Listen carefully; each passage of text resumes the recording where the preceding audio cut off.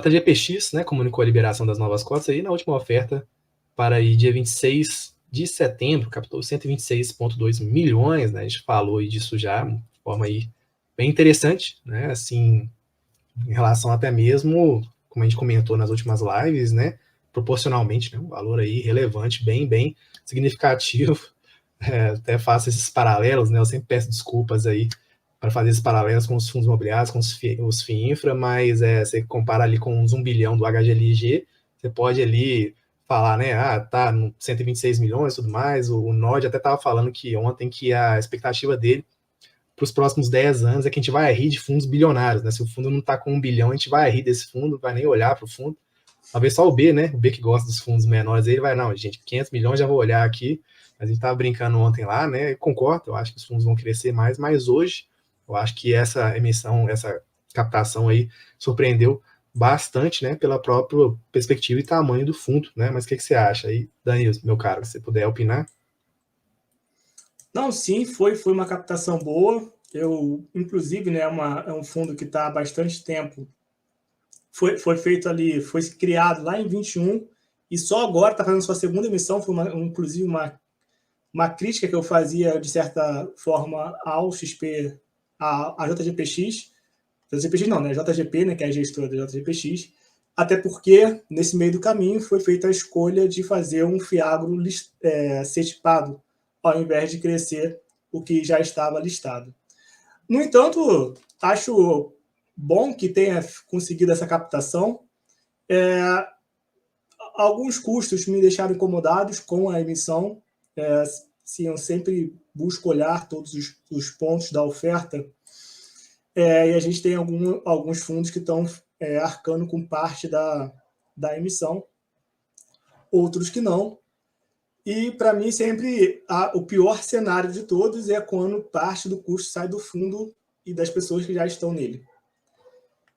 Portanto, acabou que eu tive não me agradou muito alguns fatores, mas fico feliz de ter conseguido uma captação boa e está abrindo margem para o mercado. Se o mercado ele tende a crescer, quanto mais fundos maiores, com possibilidade de negociação, de oferecer cheques maiores e que possa diversificar, né, que inclusive é um dever de casa que a gente até faz bem, é muito diferente de alguns outros fundos, mas de forma geral foi muito positivo.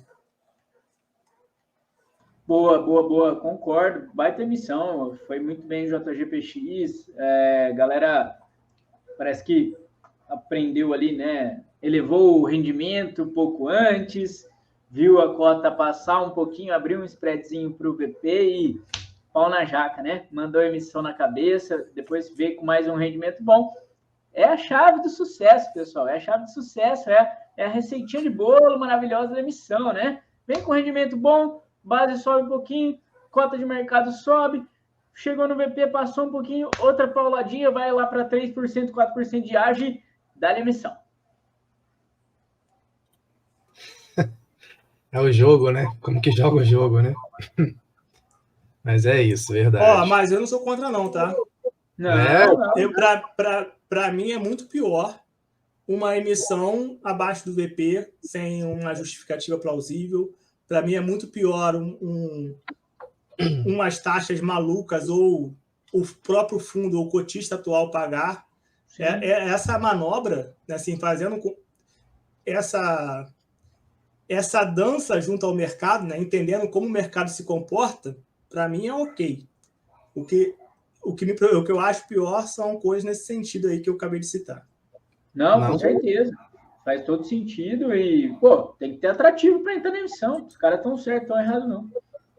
Sim, a gente sabe que também que rendimento precifica, né? Então, é aquilo, né? Assim, e não só para iniciante, né? A gente fez até a live do Bassi aqui, muito bem visualizada aqui no canal, e o Bassi falou, né, B? Falou assim, olha, eu olho para os rendimentos, né? Assim, e é isso, esse que é o meu preço, assim, né? Porque eu tô procurando juros reais e tudo mais e tal. Não sei o que vai acontecer, eu olho para os rendimentos, e é assim que eu precifico e tal. O Bassi é um cara que já vive de fundos imobiliários, né? Então, a gente sabe que o mercado precifica bastante. O pessoal aqui está perguntando sobre taxa Selic, né? Deixa eu até achar aqui a pergunta. José, inclusive membro nosso, abraço, meu caro, obrigado aí pela confiança, tá? Tamo junto demais, pessoal. Quem não é membro, se torne membro, SBS aí, tá pensando aí, tá refletindo, É o para refletir fanfarrão. na gravação, para de refletir, quem reflete aqui sou eu que sou reflexivo aqui da comunidade, parte para ação aí, entra no membro lá, que você vai ser muito bem-vindo. Até onde acham que essa baixa na Selic vai influenciar nos fiagros? B, meu querido, por favor. Boa, a gente viu aí, né, decisão do Copom, 0,5% de corte novamente, estava até lendo ali o comunicado, não saiu a ata, lógico, né, em breve vai sair a ata, mas comunicado bem sucinto, foi uma decisão por unanimidade, já endereçou que vai seguir cortando 0,5%, então tudo muito precificado, tudo muito já adiantado. Acredito, viu, José, que enquanto a Selic tiver a dois dígitos, tá tudo muito confortável ainda para ficar na renda fixa, para ficar nos fiagos também com tranquilidade. Na hora que migrar para um dígito, aí sim acho que as pessoas vão começar a se mexer mais, né? Talvez quando a gente viu no ciclo anterior, talvez tenha sido mais ou menos esse game, né? Pode ser que se repita. Aí sim a gente vai ver, talvez, gestoras reduzindo taxas, talvez a questão de aqueles famosos youtubers colocando que a renda fixa morreu, e assim vai, né? A gente vai ver a história. Como é que é, Dani? Você que gosta de frases assim também, né? A história não se repete, mas ela. Como é que é? Tem uma frase assim, né? Mas ela rima, é isso, né? A história se repete, mas ela rima. Então é isso, cara. A gente vai ver tudo de novo. E assim vai, galera. Então, é importante, né, notar isso. A gente está com uma Selic ainda super alta, 12,75 ainda. O Dani estava até brincando no bastidor, né? Nossa, meu Deus, acabou agora. A renda fixa já é perda fixa de novo. Cara, tá super alto. O Copom tem sido extremamente diligente em reduzir a taxa conforme o cenário de inflação vai se desenhando, conforme o cenário externo vai mostrando também possibilidade, tá? Aí, né, cada um tem sua posição até política, né? Se tá certo, se tá errado, cada um tem a sua. Eu tenho a minha. Para mim, né, o Copom tem sido extremamente diligente. Na verdade, eu tenho medo do que vai ser do Copom em 2025, quando aí sim a gente vai ter um presidente já alinhado com o governo e que pode vir assim um corte de repente acelerado e aí, né, num cenário mais vamos dizer assim catastrófico, a gente perder a rédea de inflação, mas isso é para pensar lá na frente, tá? Não tem nada disso desenhado, é só aqui ilação minha, né? O cenário de hoje, cara, acredito que os fiagros já estavam precificados, todos vêm negociando muito próximo do VP ali, um ou outro que descamba um pouquinho, mas depois volta, os que também negociam um pouquinho mais abaixo, né? Ou porque vieram com emissão, aí captação, o recurso fica um pouquinho parado, cai um pouquinho em rendimento, como a gente viu no XPCA, e assim vai. Acho que tem muita água para rolar ainda e os fiagos podem realmente trazer muita rentabilidade para as carteiras ainda. Bom, exato, né? Sim, você abordou alguns pontos muito interessantes, né? As pessoas ficam citando muito um impacto como se fosse simplesmente no rendimento, mas tem muitas coisas por trás. Caixa realmente é um fator. Aí agora a gente vai começar com quanto menor for a Selic, maior vai ser a necessidade de uma agilidade por conta do time de gestão para realizar as alocações de forma eficiente também, né? Não é só fazer a alocação de qualquer forma.